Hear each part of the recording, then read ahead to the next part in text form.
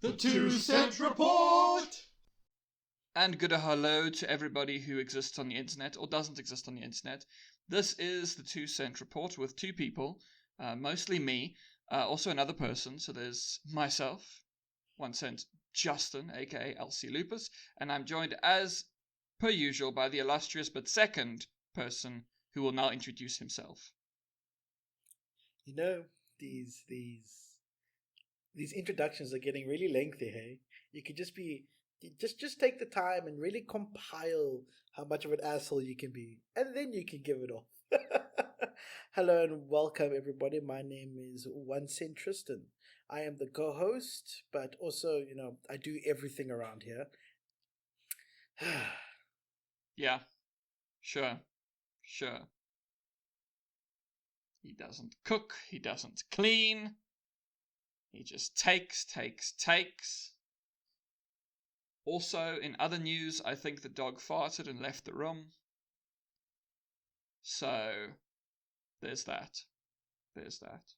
How are you, Tristan? I was about to say, sounds like you're having a great time. No, I'm all good. I had a bit of a cough in the week, but I recovered quite quickly. And yeah, I've been pretty good. Busy because South Africa has power outages, scheduled power outages, and lots of time to myself now. Lots of time to myself.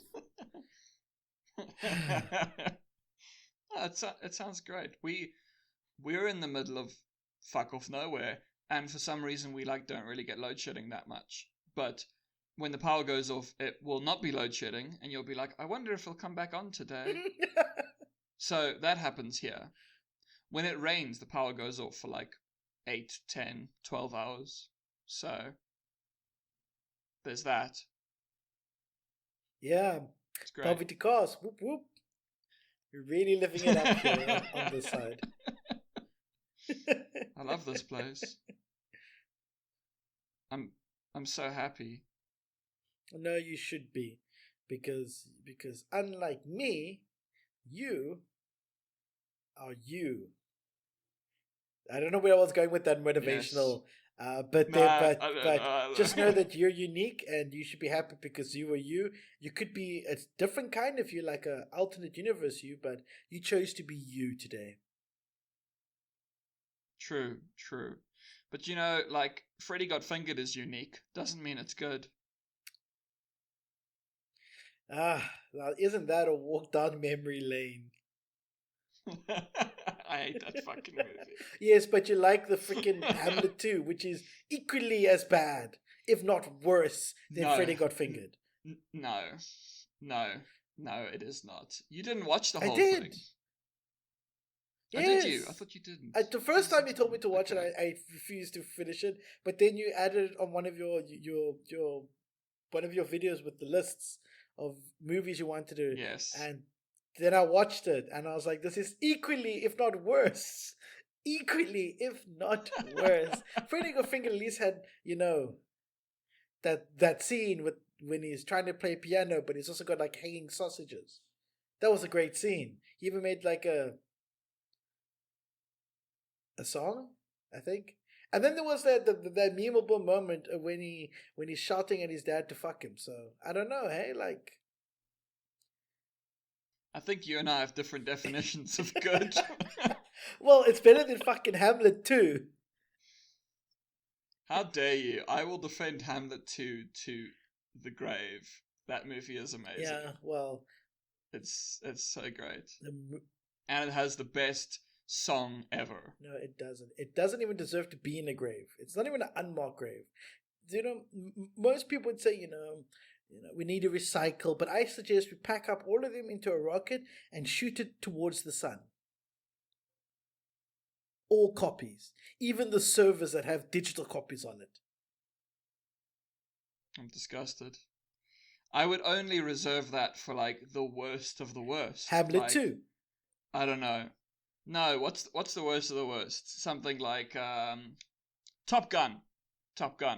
Terrible film.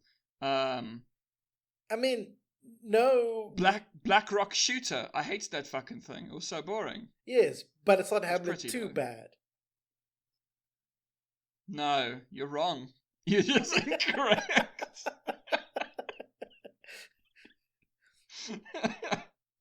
It's okay. I'll forgive you for now. And I think I'll forgive you for press liking on.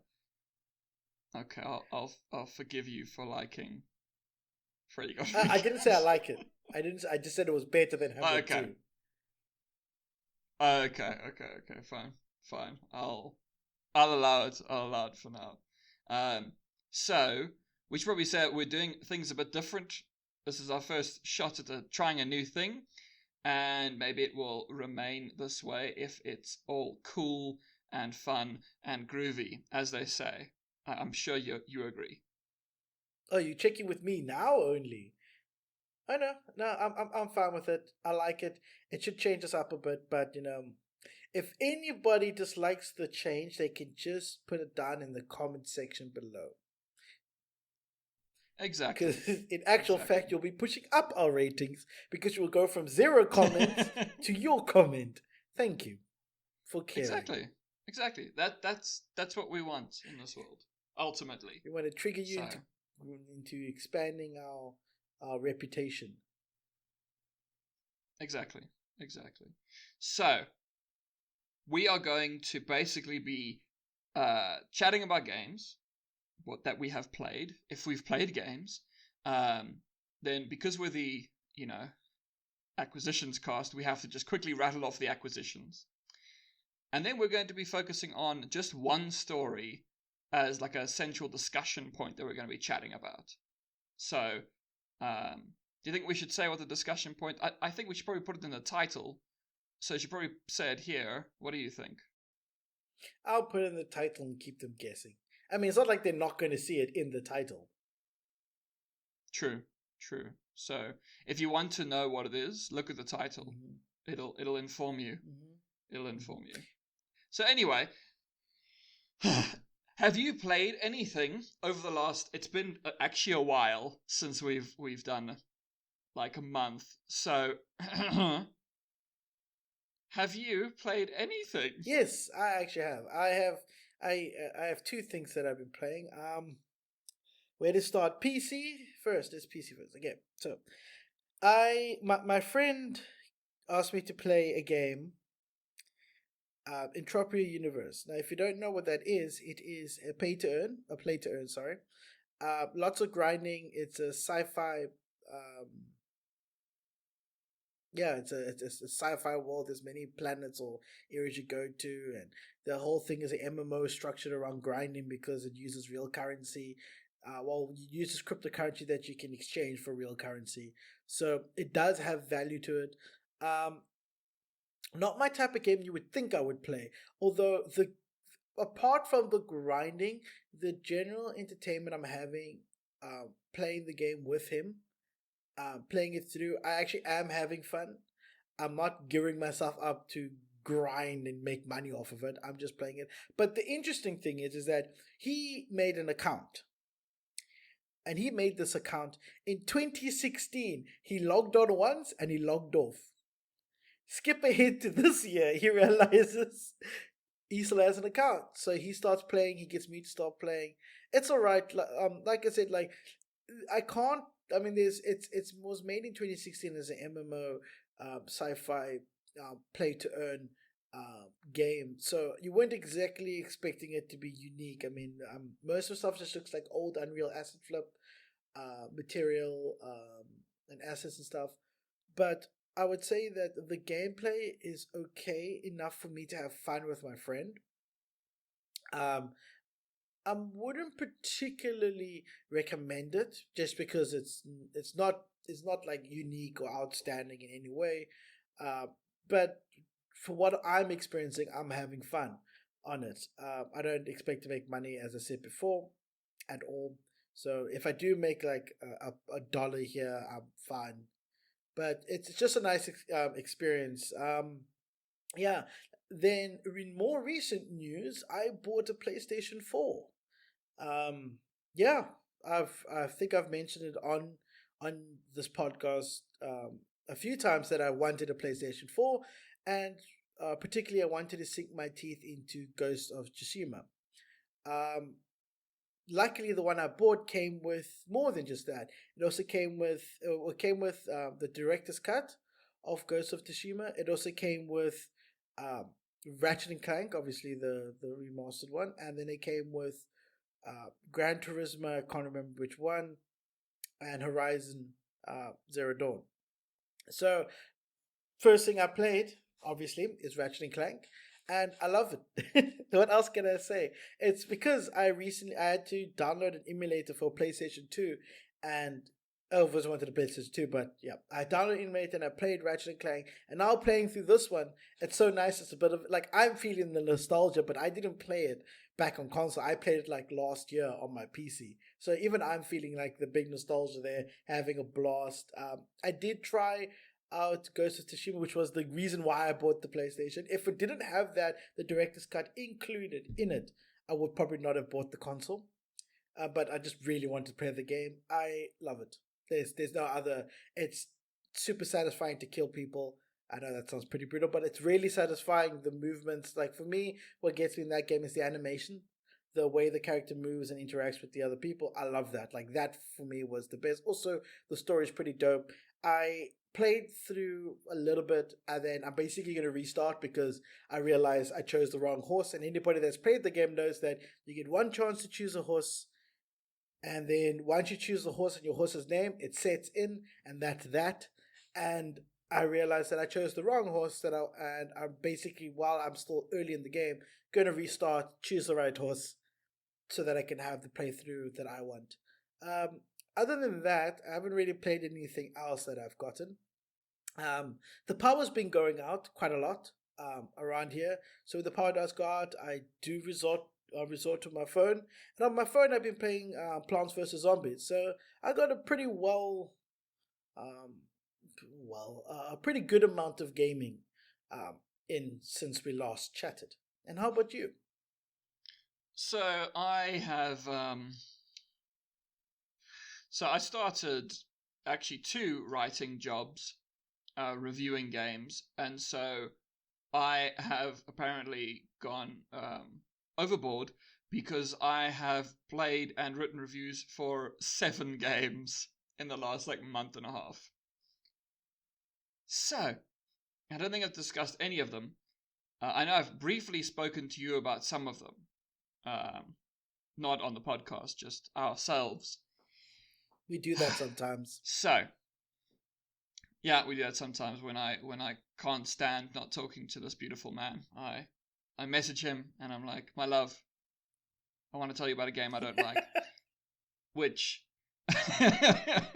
so I played this game, which is actually a great game, called Wildcat Gun Machine. And also now the dog has started to play with a squeaking toy. Thank you, Pippin. Okay, maybe she'll be quiet now. Okay, so Wildcat Gun Machine. It's basically a bullet hell, cartoony style thing. You know, the character, there's all this cat imagery, but I don't really understand why. But it was very, very fun while I played. It gets irritating at the end. It's actually something that's really funny about it is that it actually starts harder than it is later. Like you first play and you go, this is actually quite a difficult game, to the point where it's a bit irritating. And then as soon as you unlock a few abilities, you're like, oh, okay, it's actually fine. Like you unlock a dash ability that allows you to have invincibility frames. You can dodge projectiles. Before that, it is so fucking hard. And then as soon as you have those invincibility frames, you're like, thank God, because this is impossible otherwise. Yeah, they don't really start off chill with you. They throw a lot at you. So I don't, it's sort of not balanced well in the beginning, but then it gets better. But that was actually a good one. Then the rest of them I didn't really like that much, sadly. Insurmountable, which, first of all, I do like the title because it's about climbing mountains. But it's also a strange thing. Like if you know me, you would go, a mountain climbing game. Okay, strange. but it's like a roguelite mountain climbing game where every mountain is like procedurally generated, and then you have to climb it and manage your like temperature and your sleep, but not your hunger for some reason. So apparently you have infinite food, but you need to sleep. It's fine. It's very fine. That's about all you can really say there. The next one is one that I did actually talk to you about, Achilles, Legends Untold, which is like a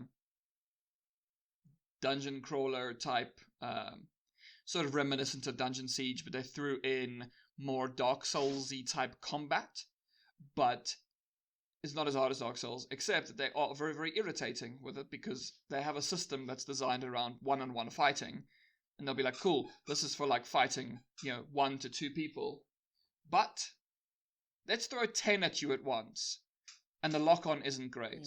So that's annoying, like that's a screw up. Because when you're fighting one-on-one, like the boss fights are actually great because you sort of lock on, there's only one enemy, you're moving around, you're like checking their attacks, learning a Dark Souls style, and then learning when to strike, when to evade, when to etc. But you just get swarmed with enemies the rest of the time. So, but it is an early access game. So I would say honestly it's more like Titan Quest than Dungeon Siege, because Dungeon Siege you have to click. It's all click-based movement. There's no WSAD movement. It's all click-based movement. And I'm not sure about obviously number 3 because I've never played it, but my experience number 1 and 2 were click-based. So I would say that this Achilles, is more akin to Titan Quest. From what it looks like, I watched the video review. So what it looks like is they try to make a tough game. It just needs some balancing. One, it needs some balancing. 2, it needs to get rid of. It needs to choose if it's going to have a limited amount of health potions that your character can carry, or a limited amount in total that the player can have. They can't have a limited amount that you have and a limited amount in storage. That's just stupid. And then finally, my last critique is the loot. They need to beef up the loot. I think the challenges of the game there's no loot with the enemies, I think those challenges are should be easier to overcome with tweaks and just strategy. I mean, this is intentionally to insult you, Justin. So please take offense to this. But in your video recording of it, there was a point there where you were complaining about the archers having pinpoint accuracy, but I don't think you noticed that when they fired the hail of arrows at you, if you stood underneath that little piece of bridge, they hit the bridge and not you. So I think that's just tactics. Not saying that you don't have any. Maybe the perspective of looking from a bird's eye instead of being over the shoulder of your character has thrown you off. But I think that it does require some balancing. Yes, you can't have pinpoint accuracy, but it also requires some more tactics. I won't say that it needs to be where it is now, where you basically have to see a spotted enemy back up and then like wait or try it or try to assess every single time. I don't think that kind of dungeon crawler vibe is like that's the part of Dark Souls and dungeon crawler where you really need to choose which one. Are you going to be the kind of type that approaches an enemy, learns the moves, and tackles them head on, or are you going to be the power fancy charge in one-man solo army? And maybe it gets better. Maybe they added, I didn't know if there was a skill tree, but maybe they add in skills that are able to benefit you better than what they currently have is just a default Achilles. Maybe not. I don't know. But early access needs some work, definitely. Although if these aren't asset flips and these are custom models and stuff, props to the art team. They did a good job. the models and the environment is pretty good. If you weren't constantly going through like these canyons, I don't know if you probably remember, but like a lot of the pathways are these linear with rocks on either side of you, like these big ledges and stuff. So if they took away that and found a smarter way to direct the character along a linear path, maybe like Titan Quest does. Yes, Titan Quest has a lot of those seemingly paths in the mountains and mountain passes and linear caves and stuff, but they change it up with when you walk the city or the different environments do help a lot more in with that one. Yeah, just be smart with your level design, but the models themselves are pretty good, so that was nice. And obviously, the game is made on Unreal, I believe. So obviously, I really can't say much about the lighting because Unreal stock standard lighting is impressive on its own. Mm-hmm. No, actually, one thing just to point out, when I was talking about the pinpoint accuracy, I was actually talking about the regular archery shooting, not the volley thing, which is, I didn't actually mention in the review, which I probably should have, but also word counts. With writing, you're limited to a certain number of words for a review, so you cut out some things. But that volley thing is also just fucking irritating. For anyone who hasn't seen it, obviously, basically some of the archers can shoot into the sky, and then you get like a volley coming down at you. But it'll come down hard, and you can dodge it, but you get hit very, very quickly and very easily. And then you'll just get hit like 4 times by archers, because immediately afterwards they can shoot regular things, and then they'll just kill you. So that's irritating. But yeah, that's Achilles. I did actually also say as like sort of the tagline in the review, for the looter fan who wishes there was slightly less loot, because there is hardly any. Like, I think you get like another sword in like after like 2 hours of play, which, you know, for a looter that's ridiculous. Do they tag it themselves as a looter, or are you just assuming that that's the vibe they were going for? Yeah, it just feels like that's the vibe. But I obviously said that it might not be, but it plays like a thing, you know, like a Dungeon Siege Titan Quest. It has that vibe to it. So you would think it would be a looter, but it isn't. So it's sort of, I think people might be, if they like just looked at it, they might think, oh, this is like a looter, like a Titan Quest, and it isn't. So that's why I did that. Why I said that. So that was Achilles. Then the one that actually the review released yesterday, Songs of Conquest, which is it's like Heroes of Might and Magic, which I've never played but I know of, which I actually asked you about and you also don't know them. Basically, it plays sort of like an RTS, but it's turn-based. But you control these heroes, and they're like the only ones you actually control. And then you go around building up your army, and then you have to fight each other. And then it becomes like turn-based battles when you like encounter other heroes. Well, they're called wielders in this, because if they called them heroes, then it might be a little bit too much like Heroes of Might and Magic. But it's fine. It's also early access, so it's like, I think if they have some more time with it, because also, for instance, it has 2 campaigns. Like, it won't take you that long to finish the game. It really won't take you that long. So, you know, that's just not great. But early access means for people who do care, because the thing is, Heroes of Might and Magic, the last one came out in 2015. So I can understand people being like, well, I would like another Heroes of Might and Magic, if that's my jam. So, great for those people. Not for me. But it was fine. It was fine. But then, I also, because now I have the other website I was writing for, or am writing for, a game called Glitch Hikers, which is actually Glitch Hikers The Spaces Between, which is basically a walking sim, but it's all about introspection. It's basically just characters asking you questions, and, you know, there's nothing really to it. It doesn't have an ending. Like they literally say, "Oh no, you can just keep going forever if you want to."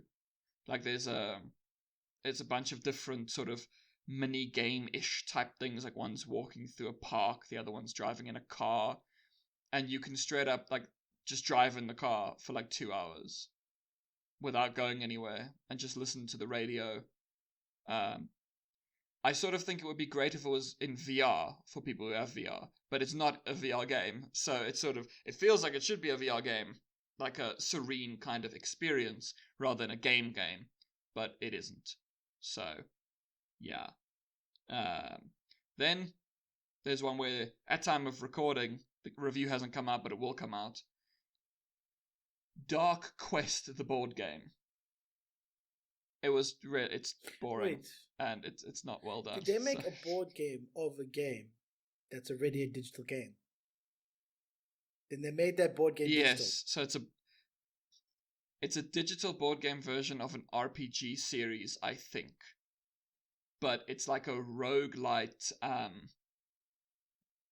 board game. So, you pick a couple of heroes, you select cards to go through like a dungeon, you do fights, but like it's extremely bare bones, basic. Everything isn't that much. It's also, I think, in early access. It seems I've just gotten all the early access games. But yeah, that one wasn't great. However, the last one I'm going to talk about, and I'm leaving it to the last because a lot of people actually kind of compared it in a sense to Ghost of Tsushima. It's called Trek to Yomi. It turned out afterwards, a lot of people criticized the combat. I had no problems with the combat whatsoever, so I don't know what happened there. But it's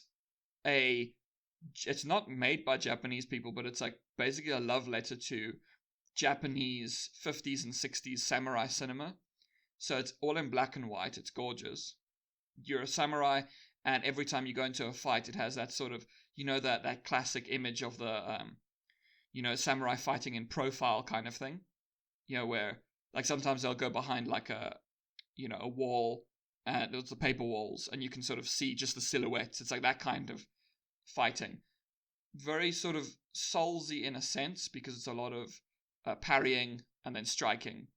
You pretty much have to parry the whole way through. I think that's why a lot of people didn't like it, the combat. But it's gorgeous, amazing sound design.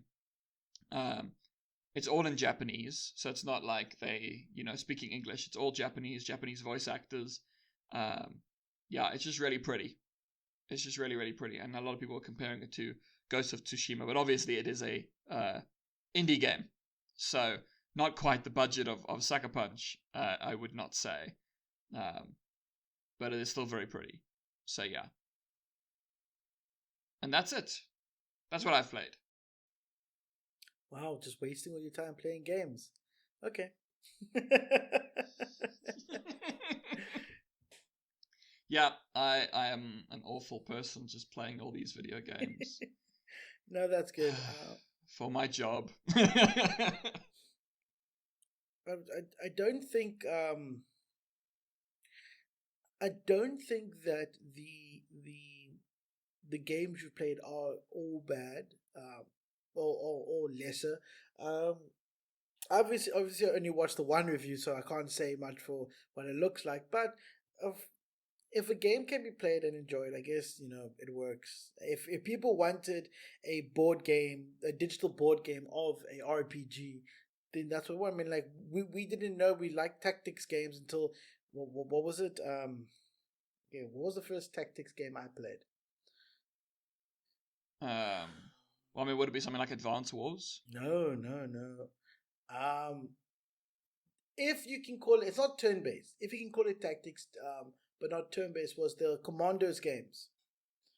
Those I think were the first tactics where you had to strategically place and do things to make it through the round. Like it wasn't just you go in, you kill things. You had to be smart about how you did it. So yeah, definitely the Commandos games was when I first got into tactics.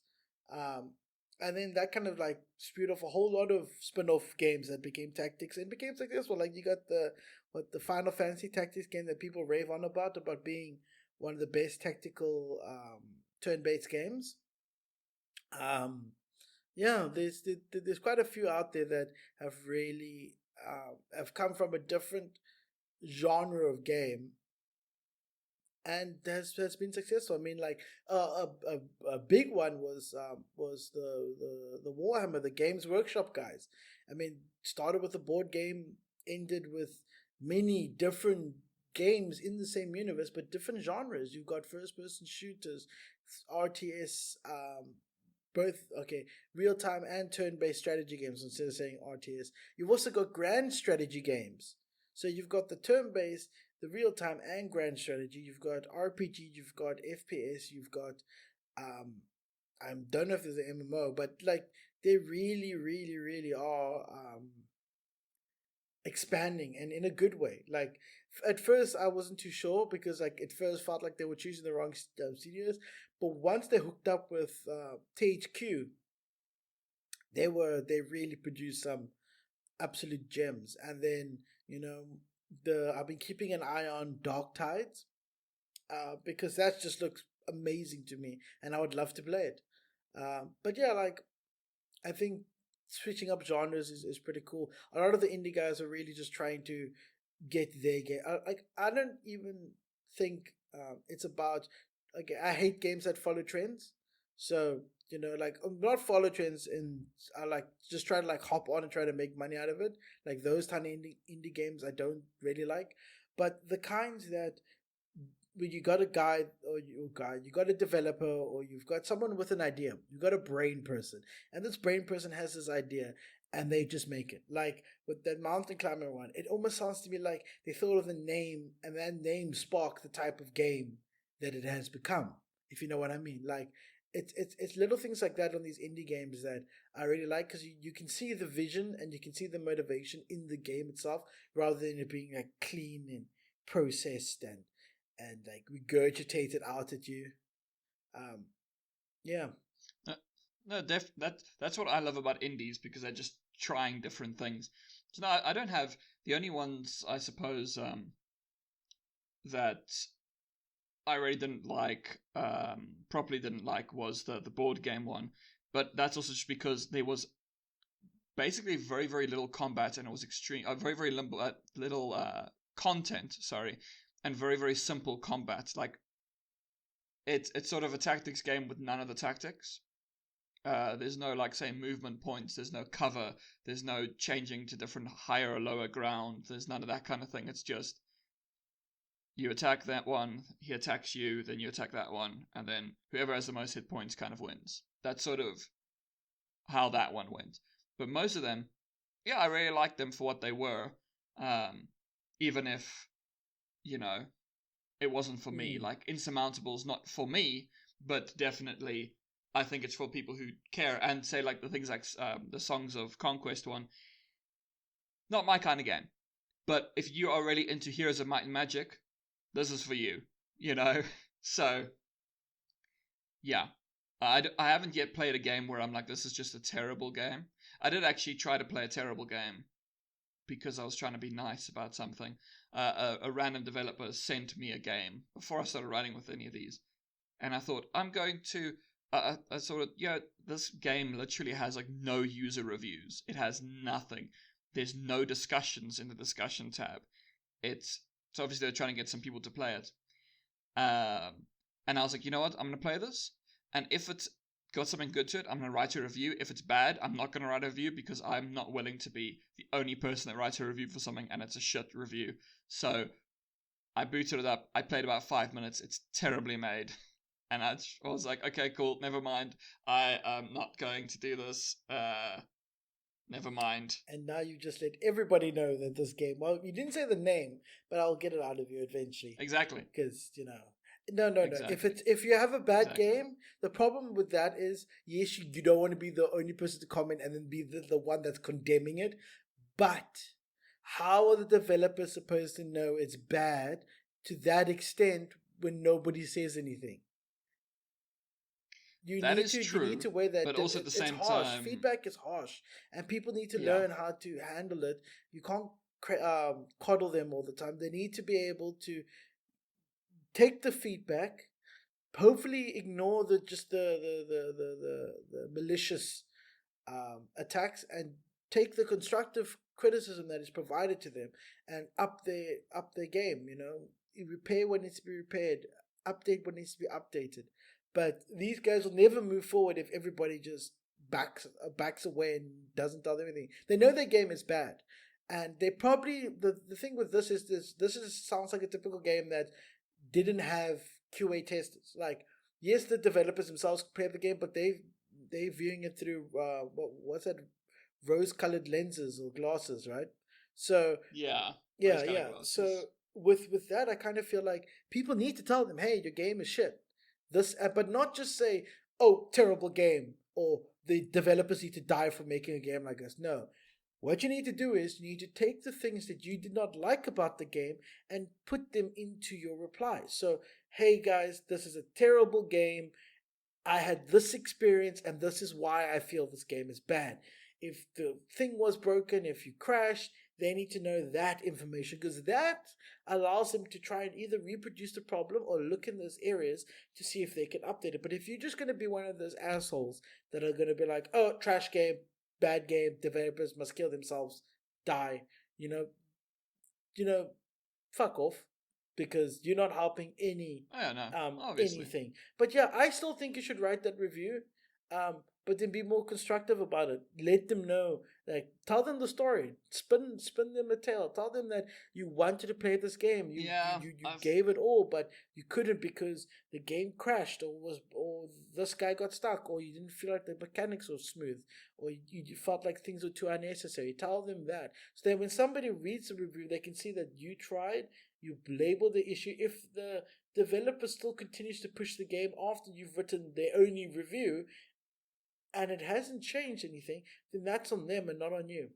Then they've earned that bad review. Not true. If they really wanted, they could have got your feedback and try to get better reviews in the end. So yeah. No, definitely. No, I do agree. But the only problem with that particular game is, that would involve me then having to force myself to actually play it through, and it was physically painful to play. You don't have to play it through. Just do a ukulele or a Just Cause. Play it until you can't, and then write about why you couldn't play it further. That's the main, like, hey, I couldn't play your game because it's boring, and I found that there was no interesting writing. The mechanics weren't fun. It didn't have a lot of energy. Boom, there's your review. Now they at least know that the game is boring. Why? Because the writing wasn't good, or because the gameplay wasn't good, or just the overall setting was boring. And they can work on making it more interesting. Yeah, no, you're right. You are right. Game developer. That's what I want, at least. I want, if I release a game that's terrible, I want people to tell me it's terrible, why it's terrible, so I can change it. I don't want people to be like, oh no, I'm just not going to, because I don't want to be that person that shits on them because there's no one else to shit on them. No, please. Don't shit on me, but constructive criticism, give me some feedback, because I'm hoping that whenever I get to actually announce my game on here that I'm busy with, people will review it. For better or for worse, I want your reviews. Your feedback. Yeah. Yeah, no, definitely. Yeah. No, it is just overall shit to not get any kind of response. But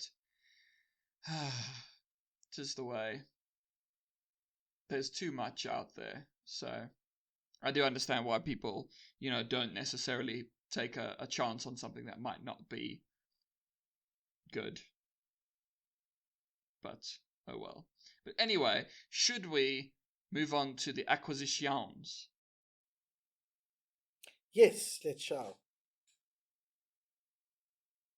Let's shall. I like that.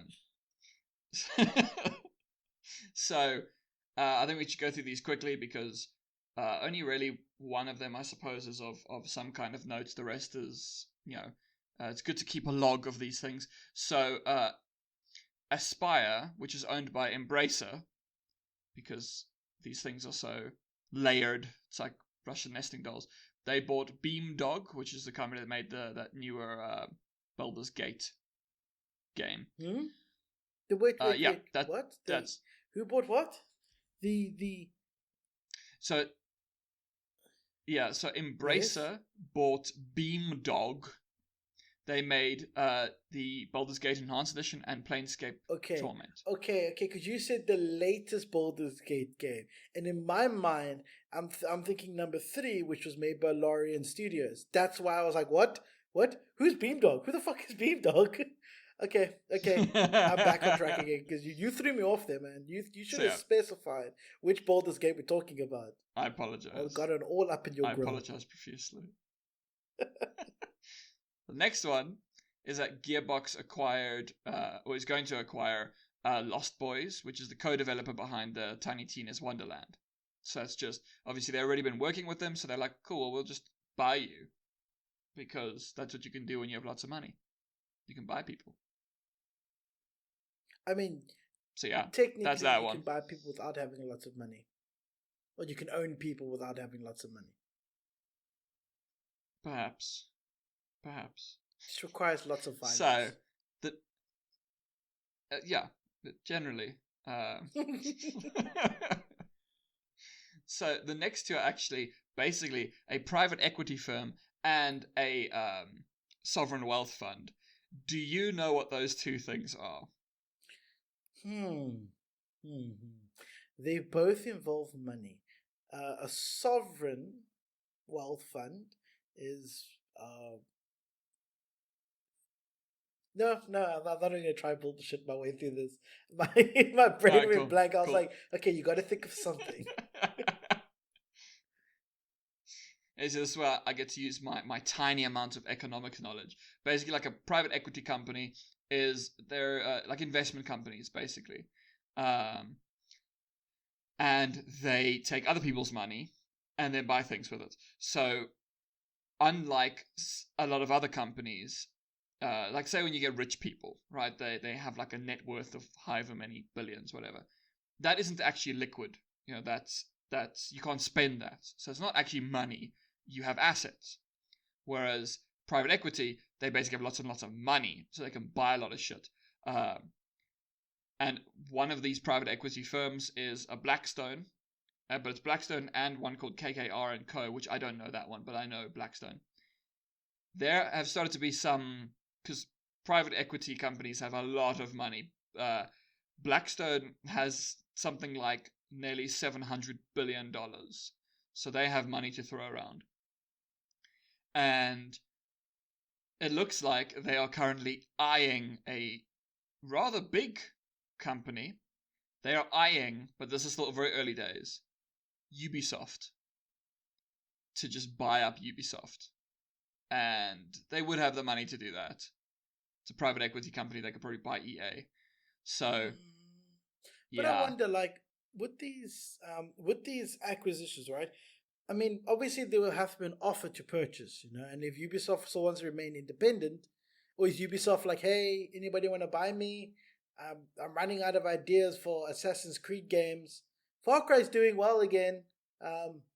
Anybody want to buy me? I can throw out another Siege character. Everybody likes Siege. Anyone? Hello? Well, there's always the possibility of a violent takeover, which is where you start buying up shares, and then eventually buy enough shares that you can basically force a majority, and then you own the company effectively. So that could happen. That would be interesting. This is still early days. They can make a game out of that. I mean, that's basically what Elon Musk is currently trying to do at Twitter. Yeah, I mean, like, but the thing is, like, Twitter's one thing, but like Ubisoft, think about it. Just think about it. You make a game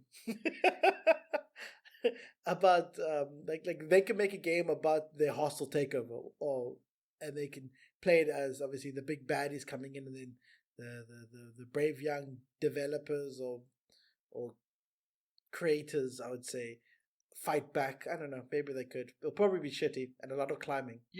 Lots of parkour.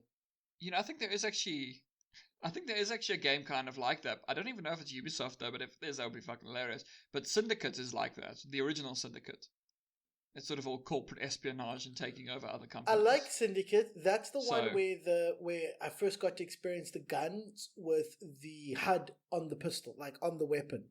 Like you, instead of you getting the HUD with the weapon amount, it was off.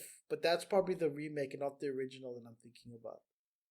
Yeah. No, the original's from the 90s. It's a Peter Molyneux I actually game. got very confused because like Syndicate and what's the other one that's pretty much in the same vibe as Syndicate? Well, I'm talking about the my one, not your ancient one. Now I can't remember the freaking game I was trying to compare it to. Wow. Human Revolution? What's the... Yes. Deus Ex. Deus Ex, and well, when I first played Deus Ex, I loved it. And then I played Syndicate, it was like, okay, it's a little bit of like a... it was like... it was okay being compared to Deus Ex, but like, I sort of like that style of like the... I don't even know. It's not even like a cyberpunk. It's something different. Like it's a basically. I didn't play that Syndicate, but I know like something like Deus Ex is basically like an immersive sim. I don't know if Syndicate was one. Like, is it that kind of same vibe? If you know immersive sims. It wasn't immersive. The gunplay was nice. Definitely more FPS than anything else. I mean, like it came out during the time where like FPSs were on the rise, like just before. I mean, it was just like the modern warfare era, just before 2 like destroyed the FPS counter, and then they just started popping up everywhere. Like it was just before that major boom. Like you got games like Syndicate, Singularity. You also got I was gonna say Singularity. Exactly, but like it's around that boom. Just before it, yeah. It or like that I think it was like 2009 Wolfenstein game. Return to Castle Wolfenstein. The one everyone forgets the existence of. Is it Return to... Nope, that's 2003. The one that's just called... Wolfenstein, the blue one, the one with the blue cover. Like the cover was blue. Yes. Okay, yes, I get. Yes. Don't know why, because I fucking played that, and yeah, it's not my cup of tea. I don't like it. Like I tried playing it. Like, don't get me wrong, I played as much as I could. It was fun, but my mind kept on drifting back to Return to Castle Wolfenstein. And then obviously with the later Wolfensteins, it was just so much better. So like that one is forgotten, but I can understand why. It's not a bad game. It's just not memorable. Yeah.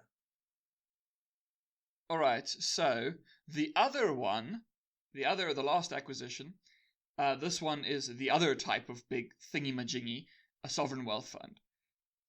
Sovereign wealth fund is it's basically the money that a country has that it can use to invest in things. And this happens to be one of the biggest sovereign wealth, I think it might be the biggest actually, Saudi Arabia's sovereign wealth fund. They have now bought 5% of Nintendo. So, are you kidding me? Nintendo! What are the Arabs want with Nintendo? I mean, you wouldn't think money. Out of all of the major consoles or game developers, they would buy from Nintendo. Maybe because Nintendo's got a safe profit margin? Probably. I mean, Nintendo has a lot of money. That's why I say this. It is a safe bet, but like Nintendo, I mean, it's Nintendo. I mean, they're all family friendly, but they lean hard into racial stereotypes. like they lean hard. I mean, it's why the elves today get so much heat for whenever they're near pottery. People just can't. They can't deal with elves near pottery anymore because of Nintendo. All right, they've ruined the reputation of elves and pots, straight up. And don't even get me started on some of the atrocities that have come out there. I mean, enslaving creatures and then pitting them against one another. Terrible practices. Yes. But anyway, those are all the acquisitions. Now, I think my original thought had been that this beginning section would be shorter than it is. We're approaching an hour. I can't stop thinking about it. About? Like the animals, these animals, you atomize them into this little storage compartment, and then they teach the kids that it's okay to keep them in there, and then to force them to do your bidding because they will love you because they're companions. But really, they're just reinforcing like the Stockholm syndrome in these animals. It's pretty messed up. Also, do you think ones like, because there's those ones that look like bison, or like Magikarp and stuff, when they get captured, do you think that they're sitting there in their little ball thinking, I wonder if I'm going to be forced to fight other animals to the death, or if I'm going to be eaten?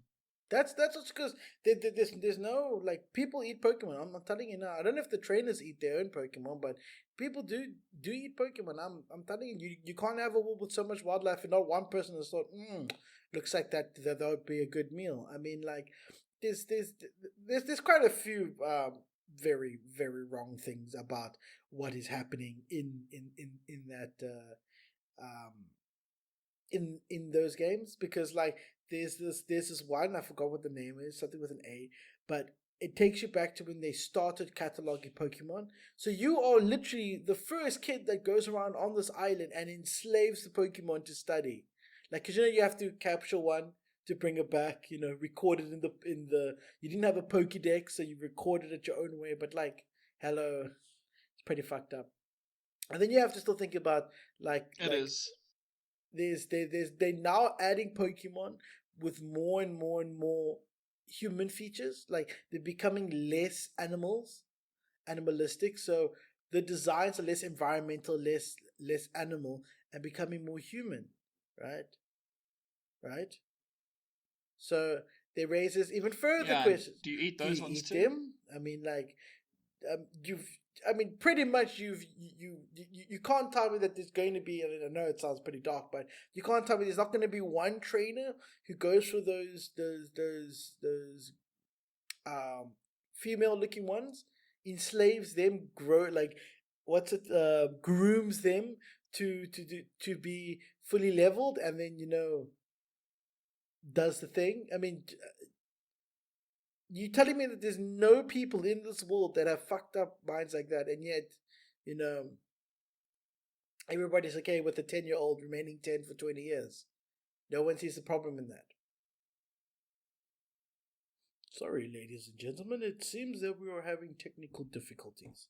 I'm here to assure you that we are doing all we can to rectify this issue. It appears that the internet connection on either one of our sides has diminished to a point where we are unable to connect and continue our conversation. Please bear in mind that if you would like to still hear, we will most likely cut all of this out and put it in so you have a uninterrupted stream. Thank you very much for your patience, and we hope to resolve this issue within due time.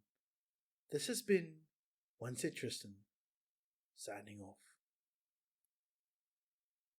So at last we come to our central discussion, an hour in. So, yeah. And as we teased so cleverly earlier, we're very clever boys here, that this would be a hidden secret unless you looked at the title, in which case you already know what we're going to talk about. We're pretty much going to be talking about unionization, the fun old topic. What do you think about unions, Tristan? I'm two-sided. I love that the unions protect the people, but I just like what they're willing to fight for. And also, like, they've caused a lot of repercussion. I was part of a union. The three things I find problematic with the union is, first of all, what they're willing to fight for. So sometimes some things are worse than others. I do think that people should have a decent wage. I do think that they should have decent hours. They shouldn't be overworked, things like that. But there are some parts where I get a little bit annoyed. But that's more from my personal experience of being a part of a union. But overall, I think they are a good thing. I think they are much needed, especially um, when they are backing a industry that is known for overworking and um, just being overall toxic and shitty. Is and obviously the lack of pay. So I do like unions, like the overall idea of a union, but I just say the one I was with probably not the best one. So yeah, that's my opinion on it. Yeah, well, unions. There's a lot of history of unions doing some pretty shitty things, but I think, I mean, you can say that about literally anything. So, um, but yeah, I would also say on the whole, unions good, especially when there's an industry like this, which is a asshole industry a lot of the time. Basically, what's been happening is that, especially in the States and also now Australia is the big one. Um, There's been a lot of unionization efforts recently because companies have just gotten basically greedier and greedier and paying less and just being shitty. Places like Starbucks are now moving towards unionization. Well, these some are Amazon. There are people who are pushing towards it.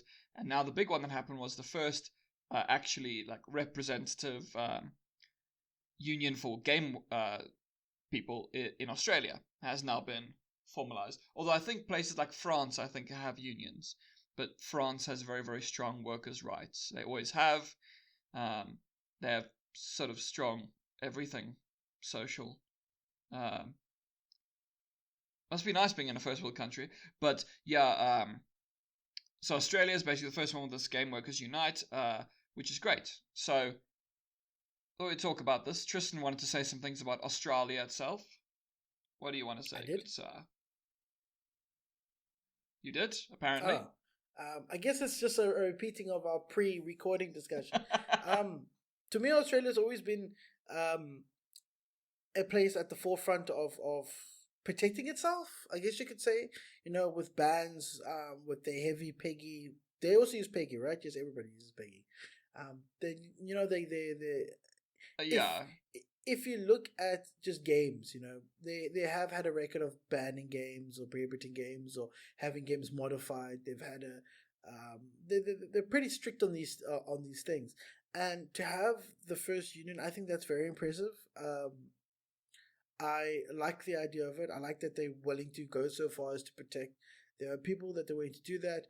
It does mean that come the later times, when other countries are gonna be forced to adapt or adopt that rule, the union, there is gonna be some scandals and some union busting and all of that. But we'll be here to cover that. Don't you worry.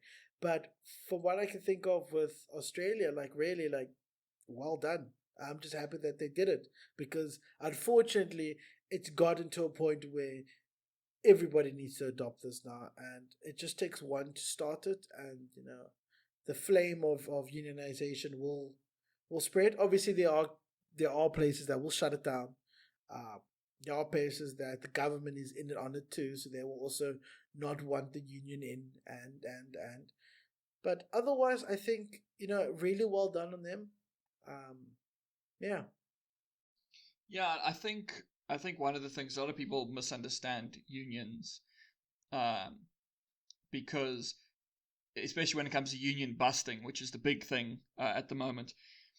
Pretty much the biggest story I think in games at the moment in terms of unionization is the stuff that's happening at ABK, where the guys at Ravensoft, people at Ravensoft, are being treated like shit, especially the QA workers, and basically the QA was starting to organize. And then there were all sorts of things that were done to try and stop that. Like the thing that was immediately pointed out, people said, this is straight up union busting, was the people who were, actually two things. First, they were like, okay, cool, we're gonna change up the way QA is done. And then rather than having a QA department, they moved QA across the whole company. So it became harder to organize. And that's like, that's sneaky thing to do. And then what they did was because they've been getting pressure to make I mean, what are they called? Contractor, workers, non-permanent workers. They've been getting pushes to actually make them permanent rather than having this horrible contractual situation going on. And they were like, yes, everyone will be upgraded to permanent status unless you're someone who tried to organize a union, that's actually illegal because that's targeting people for trying to unionize.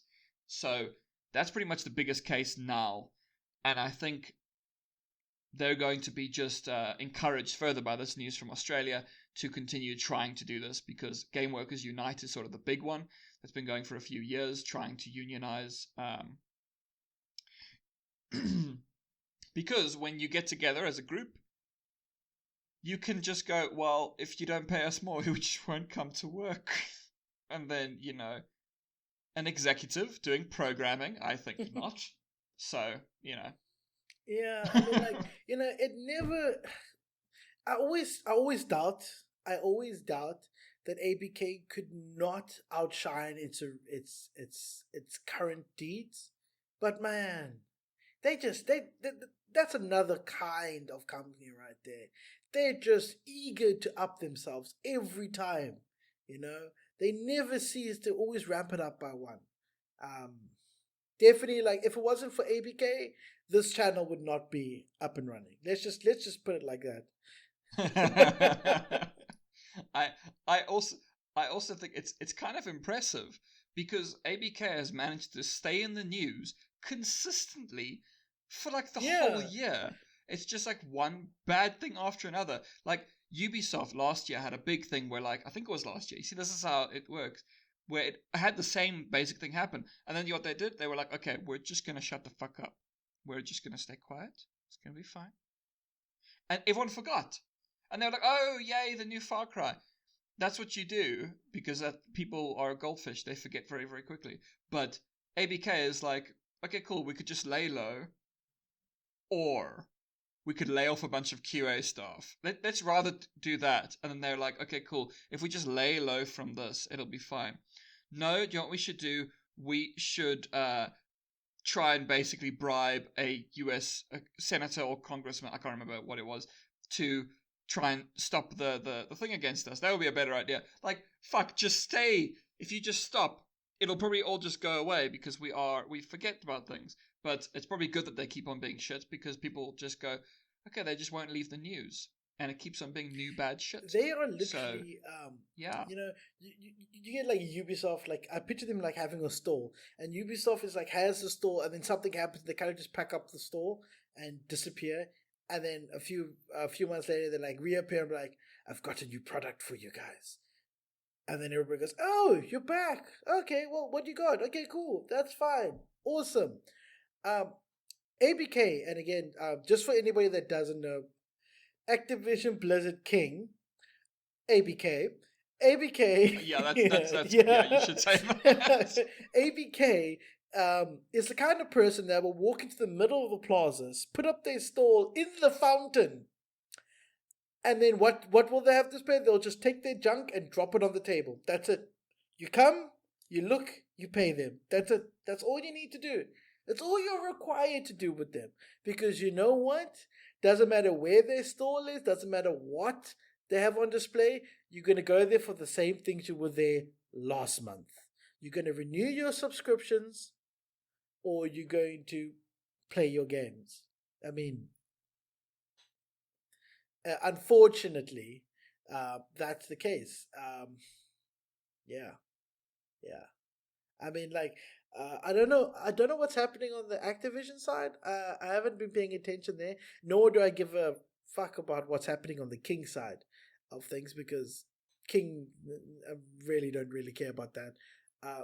But the Blizzard side, I'm still connected to, as much as I don't want to be anymore. I can't stop playing StarCraft.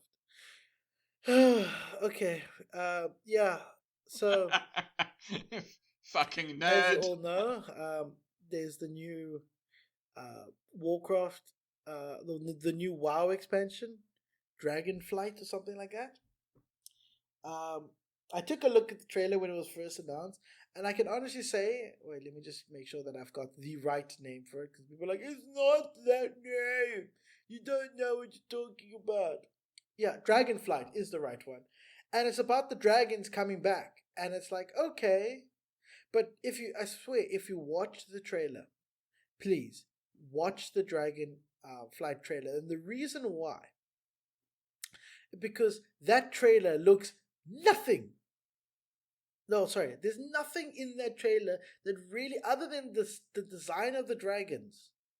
If you really played WoW and you really know your dragons, other than the design of the dragon, there is nothing to distinguish it as a WoW game or based in the world of Azeroth. Like, I'm dead serious. It could be an immersive. It could be a trailer for that dragon game where you grow dragons and you fight them, like that mobile game. It could be for that, and you wouldn't know because there's nothing. For me personally, there was nothing Warcraft related in that trailer, and that's supposed to show what's going to happen next. I mean, Shadowlands, everybody was a bit bitchy about the main antagonist in that. I haven't played it yet, but I know people were sour about that. But at least the trailer with Sylvanas killing the new Lich King or the old Lich King, well, not the old Lich King, not Arthur's. Arthur's dead, but the Lich King that took over from him. Sylvanas takes him down and then basically rips the helm of domination, is it? Or something. The helm, the Lich King's helmet.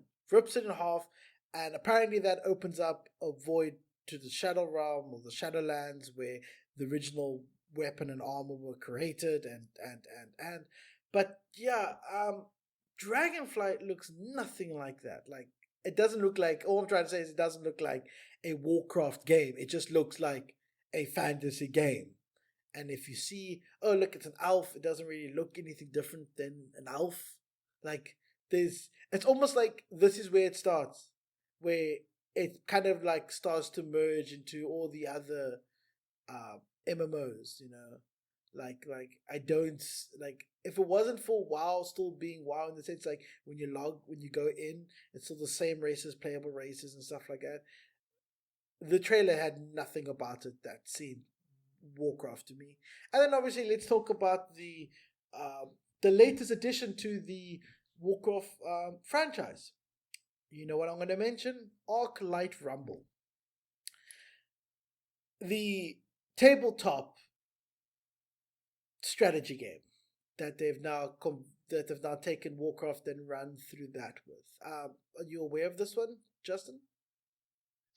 Yeah, you sent it to me. Okay, good. Because it is, yeah. I mean, like, what do you say at this point? What can you say? It's like, as somebody that's never played WoW, like I would say for somebody that will never play WoW, and having now to play, I'm now seeing Arclight Rumble from your Warcraft 3 days. I mean, like, are you surprised? Are you moved by this change? No, but I mean, judging from what you're saying, Blizzard is kind of not really, because the other thing that also came out recently, well, I think it's sort of I think it's a closed beta still, the Overwatch 2, which apparently just looks like Overwatch. So yeah, they're not really doing anything new. I think they're pretty much, also because now actually something that happened in Activision was that the shareholders finally gave the go-ahead to the acquisition. So yeah, that's going to be going ahead completely. So maybe they're just buying their time, being like, let's just make some shit, and then it can be Microsoft's yeah, but problem. it kind of feels like the house is on fire, and I don't know if Arclight Rumble was made in house or outsourced, but like it kind of feels like they're like, okay, we've got these little bits and bobs. Let's like put together something just before the house completely burns down or someone comes to extinguish and ruins all their fun. You know, like it's that moment before it's the moment where a city is rioting just before order is restored. That's what it kind of feels like to me. Yeah, maybe. I think also something with when it comes to the unionization of Activision, or Activision Blizzard, there's been some rumblings that people who are trying to unionize are saying they're trying to stall until the merger can go through, and then they don't have to deal with that shit. They can be like, okay, cool, now it's Microsoft's problem. Yeah. And also there's the other thing where Microsoft doesn't have the same kind of track record as, you know, ABK, and I think it in general treats its workers better.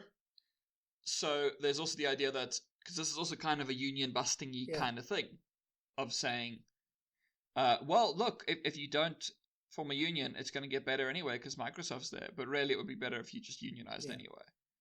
But yeah, so I think just cranking out shit, fucking around. I wonder if Bobby Kotick's still going to stay there. Oh, no. I'm sure he'll still get angry about horns being drawn in his head. I predict that he's going to just disappear with the whole, like, he's going to get like a bonus, or he's going to step down, but like nothing like, oh no, he's going to be held accountable for everything. It's just going to be like, oh, by the way, here's the new CEO, and yeah, what happened to Bobby Kotick? I don't know. He's working on his dating.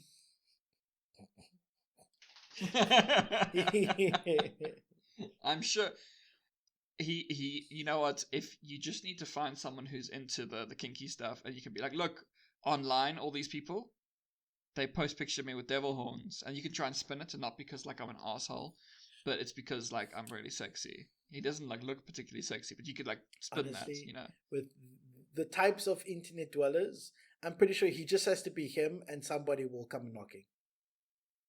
Yeah.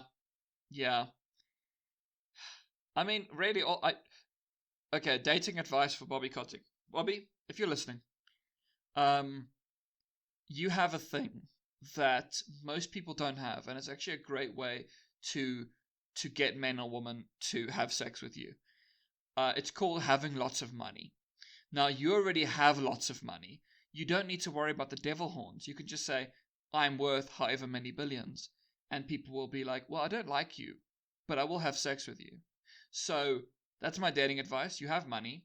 Calm down. The devil horns are fine. They add character. So, yeah. That's my suggestion to Bobby. What do you think of my dating advice, Tristan? The money thing is a big plus, and you know, like, what's also very impressive is you retired. You're retiring. I mean, oh, maybe you'll find another company to ruin, but who knows? Like, your life is set. I mean, what you earn is more than I could ever imagine me earning in my lifetime. So I think stick to the money. Definitely stick to the money. You know, what's also good is that even if you do not like the person that's willing to be with you for money, you have money, so you can change that. Yeah. Exactly. It works out perfectly for you. You union I mean, busting. just fuck. go onto So, Instagram. You will find fine. anybody, almost everybody. Every model on there is willing.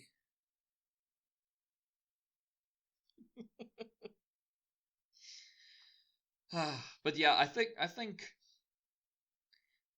maybe a good little thing to sort of end on, in terms of unionization stuffs, is just maybe a brief explanation for some people who don't know this stuff about how companies union bust.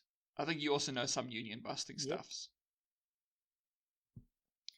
So, well, obviously because you're a hardcore union buster, I know you went and beat people up. Well, one of the like it's not even just a union busting tactic. It's literally just it's used everywhere in the world. Is these people have a problem with me. Best way to disrupt them is get them to have problems with each other.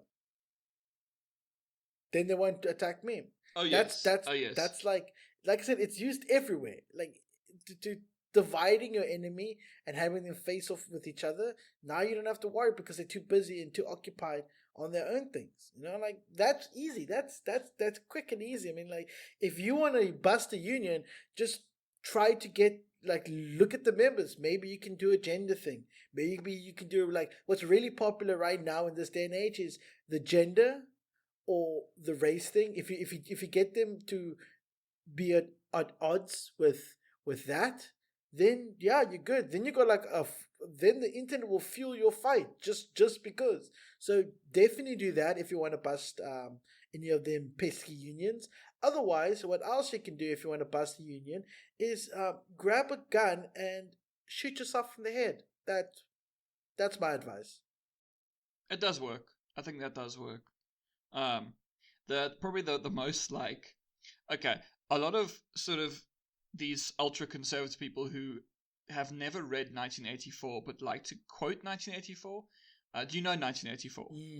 It was a year, not the year. The year of 1984. Yeah, I think I may be wrong, but I think my brother was born in 1984. I don't know, but I'm talking about the book. Oh, there was lots of books back then. Like, do you know? From my understanding, they had a whole range of books back then. Sorry, I'm just fucking with you. Anyway, but basically 1984 is like a dystopian world, and a lot of people who I don't think have read it, and I can also say this as someone who I literally teach 1984, so I do know what the book is about. There was a thing that I think it was Amazon did that is straight up something that's actually out of 1984. So in 1984, they reduced the number of words people are allowed to speak. So if you ban certain words and then remove them from dictionaries so they're not taught, people no longer have a way of expressing those ideas. So they remove words like, say, democracy, freedom, things like that. They remove those words from the dictionary. They don't teach them to kids, and so the words disappear and those thoughts disappear with them. Now, Amazon straight up did this on its, because it's, it has its own like servers and stuff where the people can talk to each other who work at Amazon and stuff like that. Say the people who work in like the quality assurance stuff, the people who work in the customer service, whatever. I've got family in there. They need to be able to talk to each other. So basically, obviously, it has chat functionality, and now the chat functionality has banned a bunch of words. You aren't able to use things like living wage in it. Like, that will be flagged as a bad word. And if, like, managers and stuff hear you saying things like living wage, also a bunch of other words where it's words that associate, say, the company with bad things, like totalitarian, dictatorship. Any of these kind of words have been removed, and you're not allowed to say them. They've been banned from the site, and if you say any of these kind of words, you might get picked up by a manager and possibly, kicked out as a potential problem. But what they will never, they can't fire you. That's illegal. But they'll just do something to you that's like an asshole thing, like putting you in a shitty job, or they could promote you because they can't demote you. Demoting you is wrong. They'll get in trouble. But they can promote you, but then put you in a really shitty job. So they're paying you more, but now you're doing like a really shitty job until eventually you just quit. Or they crank up so your terrible. Hours. I have family. They crank up your hours. My sister and my brother both work at Amazon, and my brother's girlfriend works at Amazon. This is my younger brother. I'm not too sure about about that censoring. I didn't know about that. So that's pretty cool to know that there can be even more assholes, and it's been brought to light. But what I can say is, I heard a rumor that there was like an Amazon union busting guide for anybody in management. And the funny thing is, my brother's in management. Yes, he's more a team lead, not really, but he's a trainer, right? So I expected him to know a little bit about union busting. And I asked him, and he denied everything. So I'm not too sure, but I mean, like, it's pretty bad. Like, you talk shit, and all of a sudden, because they do like 3-month rotations here. So you work a shift, 3 months after that, you change a shift. So if you've been shit, they'll bump you to night shift. Or if you like night shift, they'll bump you to day shift. Yes. Just to, and they say, oh no, it's because every employee needs to have an equal balance. We can't have people only working night shift and people only working day shift. That's not very fair. And yet, whenever they swap every 3 months, the same people just swap with each other. Like, hey, I've got night shift. Oh, I want night shift. You have my night shift. I'll take your day shift. So the employees basically change back to the way they were, because it turns out that if you do something for 3 months, you kind of build a habit to it. Like, you build a routine around it. So just for them to like change up and go, okay, no, you're no longer day shift, you're night shift. Good luck. Yeah. No, that's a thing that happens a lot. Because they can't increase your hours because that would get in the way of your labor laws. But they could change your hours. Yeah, they could be like, cool, you're now going to be working from 1 a.m. to 7 a.m. And you're like, fucking hell. That's a shift. So, yeah, these are all union busting techniques that are lovely and effective. Because, yeah, they can't fire you. That's illegal. They can... There was the guy who's basically like the face of Amazon's unionization efforts. He was fired, and then there was a leaked thing. This is also the worst thing. Don't say these things in like emails and calls because they get monitored. And it was leaked, and they said, we want to make an example out of him. You know? So they like fired him, and then that leaked, and he ended up becoming the face of unionization. So that fucked up. Yeah. If you just pay your people right, and you give them good hours, they'll usually be happy with it. You can't do that. You can't. But you have to be. You can't. You can't. No. There's no way, right? You're able to make more money the next year if you keep on giving in to paying your staff. No, you must beat them down. Yeah, who pays staff? That's beat ridiculous. Them down, dehumanize them so that they know never to rise up against you. Come on now. No, obviously. You're very right. That's how I like to treat my fellow human beings. I know. Yeah. I know. It's great. Shut up, employee. You can't touch me. I'm your ethnic hire. See, that's the problem. Oh, how the turns tables. That's the problem. How the turns tables.